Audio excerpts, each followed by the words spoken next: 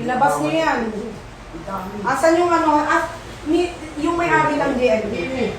Marami ka dito, doble. Justin, ilabas mo na i-contact nyo na yan. I-contact nyo na yan. Yan mo. Kung makasama ka dito, Edward, kasama ka Edward. Hindi nyo alam yan? Ang galing nyo naman mag-drama. Hindi nyo alam yan. Hindi nyo alam yung nangyayaring nakawan dito. Hindi nyo alam. Ipapakulong ko kayo. Papasikatin ko talaga kayo. 200,000 yung nawalang RTA sa amin. Hindi biro yan. Ano kayo rito? Ang dami ha. Ang dami nyo. Na-return to seller na kahit wala kaming na-receive. Ilan to kay Risa? Return to GNT. Kayo ang kumuha. Kayo ang nagnakaw. Nasaan na yung mga yan? Sino 200,000 na parcel. Si Argavin. Oh, marami ka dyan. Ang ina. Mula November pa yan. Ilang buwan nyo nang ginagawa yan sa amin.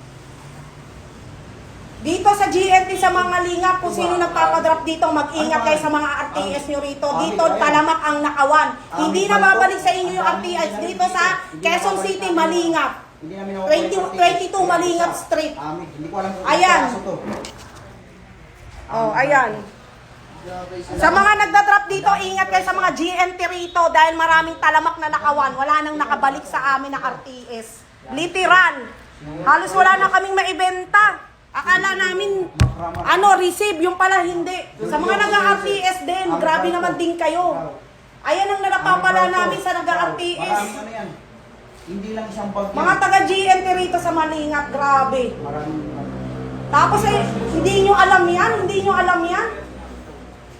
Hindi nyo alam yung nangyayari, ano kayo? Dito kami na, kagabi nakuha namin ito. Nabalik sa amin isang bag, puro karton ng laman. Walang laman! Yan, ilan yan o? Grabe ang presyo ng mga bag namin, mamahal, 3,000. Ang dami niyan, no? Pinakamababa, 850, 750. Yung mga nakuha nila, talagang 4 na box. Dalawang tumbler. Box yung na ano. Na travel bag. Hindi nyo anuhan yan. Ang ina, talaga, sisika talaga kayo, mga magnanakaw ng mga taga-GNT. Ayan. Ayan, di nyo, sino yung mga yan? Oh, nandiyan kayo lahat, di ba? Nandiyan kayo. Ha? Sisika talaga kayo. Oh. Sisika talaga yan. Yan sila yung mga taga-kuha ng RTS. Ano pa kayo? Nagmamaang-maangan pa kayo?